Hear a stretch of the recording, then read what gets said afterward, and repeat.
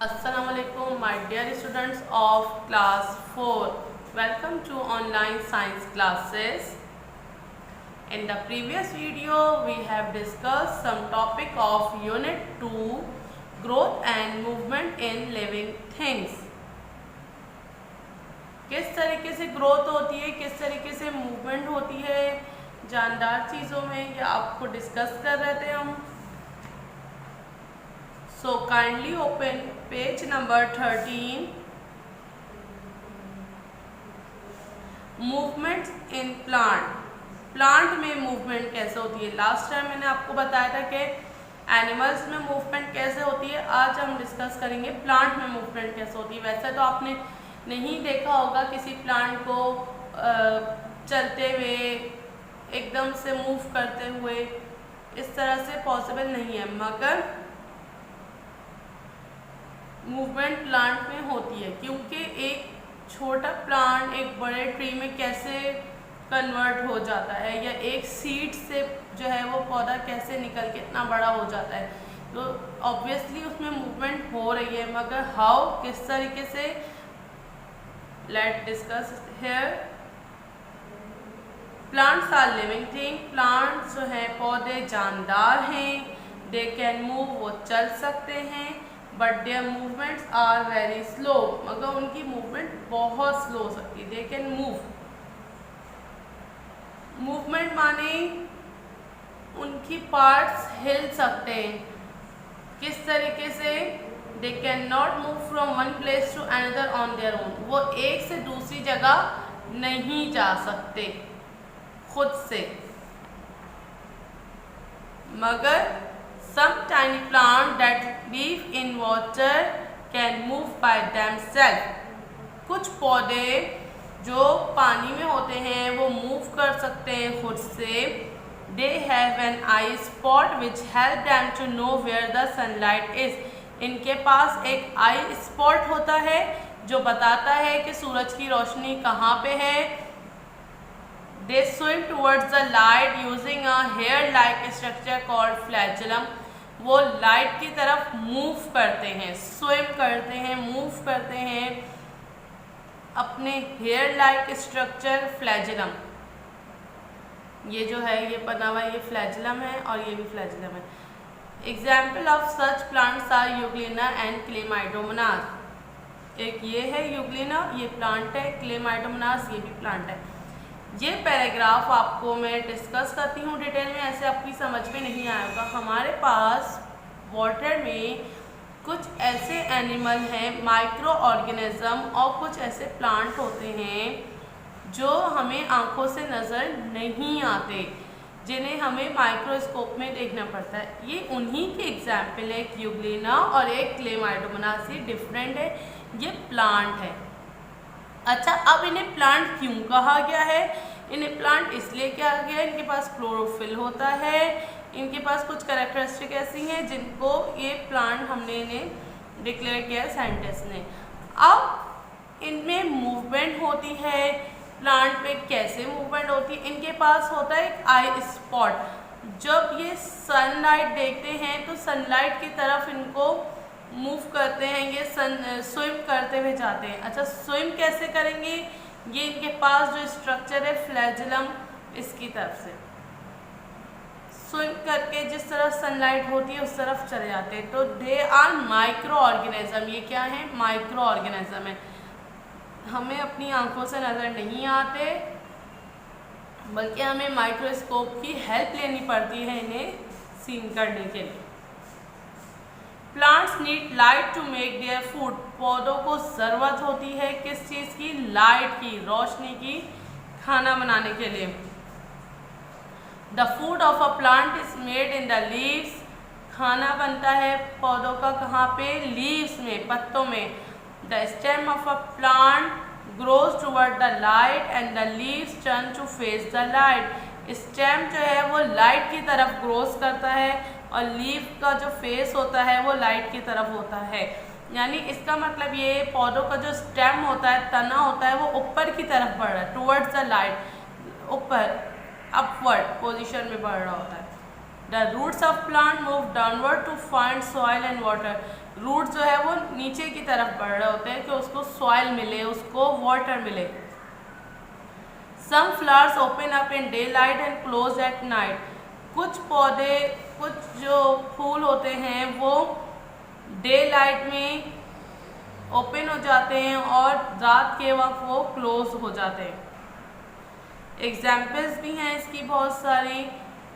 जिस तरह एक पौधा है, उसका नाम ऑफिस टाइम से बहुत कॉमनली वर्ड्स में कहा जाता है, उसका साइंटिफिक नेम नहीं है। उसमें छोटे छोटे फ्लावर्स होते हैं वाइट कलर के, पिंक कलर के। तो जैसे सुबह 9 बजते हैं वो जो है वो ओपन हो जाते हैं और फिर शाम होती है तो वो उस वक्त क्लोज़ होना शुरू हो जाते हैं वो फ्लावर्स, और 5 बजे तक वो फुली क्लोज हो जाते हैं, एक कली बन जाते हैं। तो रात के वक्त वो ओपन नहीं होते क्योंकि उन्हें सनलाइट नहीं मिल रही होती। अब ये वाली पिक्चर देखिए, the leaves of the touch me not plant close when they are touch. अच्छा, ये एक पौधा है, इसे साइंस में कहते हैं माइमोसा प्लांट और कॉमनली इसे कहा जाता है टच मी नॉट प्लांट, और उर्दू में कहते हैं हम इसे छुई मुई का पौधा। तो ये जो पत्ते हैं, हम इन्हें जब छूते हैं, जैसे ही आप इन्हें छुएंगे ये पत्ते बंद हो जाते, फ़ौरन मुरझा जाते, नीचे की तरफ गिर जाते। जिस तरह इसका हैंड यहाँ पे टच हुआ तो ये क्लोज हो गए और ये किस तरीके से खिले खिले हैं। तो ये टच मी नॉट कहलाता है, छुई मुई का पौधा, या साइंस लैंग्वेज में हम इसे माइमोसा प्लांट कहते हैं। ये क्लोज हो जाते हैं जैसे इन्हें हाथ लगे। तो ये क्या हुई, इसमें मूवमेंट हुई ना। तो इसे भी हम प्लांट मूवमेंट में जब भी डिस्कस कर रहे हैं। जिन फ्लावर्स का डिस्कस किया गया था आपको कि जो पौधे, जो फूल दिन के वक्त खिल जाते हैं और रात के वक्त वो बंद हो जाते हैं, तो वो भी मूवमेंट हुई प्लांट में। एक पौधा आपने बहुत कॉमनली सुना होगा, रात की रानी का पौधा, जो बहुत ज़्यादा खुशबू देता है वो फूल। वो आप देखती होंगी सारे दिन जो है वो बड्स बनी रहती हैं, कलियां बनी हुई रहती हैं, मगर जैसे रात का वक्त होता है वो ओपन हो जाती है, उनमें से बहुत खुशबू निकल रही होती है। तो ये भी मूवमेंट हुई प्लांट में। तो यहाँ पे डिस्कस किया गया है मूवमेंट। इसी तरीके से जब आपको बताया गया कि रूट्स डाउनवर्ड जा रहे हैं, तो डाउनवर्ड जा रहे हैं तो क्या हो रहा है, ये मूवमेंट हो रही है। स्टेम ऊपर की तरफ बढ़ रहा है तो ये भी मूवमेंट हो रही है, मगर आपको विजिबली नहीं दिख रही कि मूवमेंट इस तरह से नहीं होगी प्लांट में कि वो आपको चलते फिरते नजर आए। The sunflower turn its face towards the sun. अच्छा, सूरजमुखी का जो फूल होता है सनफ्लावर, ये हमेशा अपना फेस जो है वो किस तरफ रखता है, सन की तरफ रखता है। That's why it is called sunflower. तो डिस्कस की आपने ये आज के प्लांट में मूवमेंट किस तरीके से होती है। अब पेज नंबर 15 पे आइए। अब हम पढ़ेंगे ग्रोथ इन एनिमल्स। एनिमल में ग्रोथ किस तरह से होती है, एनिमल बढ़ते किस तरीके से। Animals are living thing. जानवर जानदार हैं। दे ईट फूड, वो खाना खाते हैं, एंड ग्रो बिग, फिर बड़े हो जाते हैं। Animals do not have special growing points, the whole body of animal grow. अच्छा, जिस तरह प्लांट में होता है ना कि प्लांट यहाँ से ग्रो होगा, एक स्पेशल पॉइंट है, लीव्स अब यहाँ से निकलेंगे, अब यहाँ से बड़े होंगे, स्टेम ऊपर की तरफ बड़ा होगा, रूट्स नीचे की तरफ बड़े होंगे। इस तरीके से एनिमल्स में कोई स्पेशल पॉइंट नहीं है, बल्कि पूरे एनिमल की बॉडी ग्रो करती है, पूरी बॉडी ग्रो करती है। It keeps on growing until it become as big as its span. ये पूरे यानी कीप ऑन ग्रोइंग, बढ़ते रहते हैं जब तक कि अपने पेरेंट्स की साइज़ पे नहीं पहुंच जाते। जब वो पेरेंट्स के एडल्ट साइज़ पे पहुंच जाते हैं तो वो रुक जाते हैं। जैसे आपके पेरेंट्स हैं, वो अब नहीं, उनकी एज बढ़ रही है, उनके एज में चेंजेस आ रही है, उनकी बॉडी में चेंजेस आ रही है, मगर वो ग्रो नहीं हो रहा है, वो बढ़ नहीं रहे। कद बड़ा होते हुए देखा आपने कि आपके फादर या मदर का या किसी का भी कद बड़ा हो रहा है, या आपके ग्रैंडफादर ग्रैंड पेरेंट्स का नहीं हो रहा, मगर आप जो है आप लोगों की हाइट बढ़ी, क्योंकि आप लोग ग्रोइंग एज में। जब आप एक एडल्ट एज में आ जाओगे, जब आप लोग अपने पेरेंट्स के साइज पे पहुंच जाओगे, उनकी एज पे पहुंच जाओगे, फिर आप ग्रो नहीं करेंगे। तो एक साइज होता है एनिमल्स का ग्रो करने के लिए। जैसे यहाँ पे एक चिक है, चिक ग्रो होता रहता है जब तक ये हैन बन जाती है। हैन अपने साइज से बड़ी नहीं होती, एक साइज है कि यहाँ पे जो है ना हैन इतनी बड़ी हो सकती है। तो ये चिक से जब ये हैन बन जाता है उसके बाद ये ग्रो नहीं करता। Some animals are quite different from their parents, कुछ एनिमल्स बिल्कुल डिफरेंट होते हैं अपने पेरेंट्स से जब वो पैदा होते हैं। As they feed and grow, जैसे जैसे वो फीड करते, खाते पीते और बढ़ते हैं, दे change shape until they look like their parents, वो अपना शेप चेंज कर लेते हैं यहाँ तक कि वो अपने पेरेंट्स की तरह दिखने लगते हैं। पिक्चर्स में कुछ डिस्कस किया हुआ है। लिजर्ड की पिक्चर है। In a lizard a new tail grows to replace the one cut off. Lizard में न्यू टेल जब ग्रो होती है जब एक कट जाती है। अक्सर आपने देखा होगा लिजर्ड की जो है वो टेल कट जाती है मगर फिर थोड़े अरसे बाद उसकी दोबारा न्यू वन आ जाती है। The starfish can grow back an arm, अगर स्टारफिश का एक आर्म जो है वो टूट गया है, ख़राब हो गया, ख़त्म हो गया है, तो वो दोबारा उसका आ सकता है। कैन ग्रो, बढ़ सकती है वो दोबारा अपने स्टार्स पे। Some animals can grow back a certain body part that has been damaged or cut off. कुछ एनिमल्स, इन्हीं का डिस्कस किया गया है कि जब उनकी कोई बॉडी पार्ट डैमेज हो जाता है, ख़राब हो जाता है या कट जाता है तो वो दोबारा आ सकता है।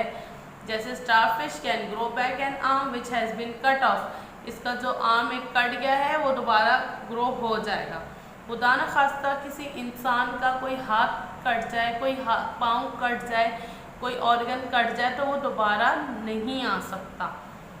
अगर आपको कोई वाउंड हो जाए, कोई ज़ख़म हो जाए तो वो आपका कवर हो जाता है, मगर अगर कट हो जाए, कोई फिंगर कट हो गई, बिल्कुल हट गई या हाथ हट गया जगह से अपनी कट के, तो फिर वो दोबारा ग्रो नहीं होंगे। मगर कुछ एनिमल्स ऐसे हैं जो वो ग्रो कर सकते हैं, like lizard, starfish and some more animals.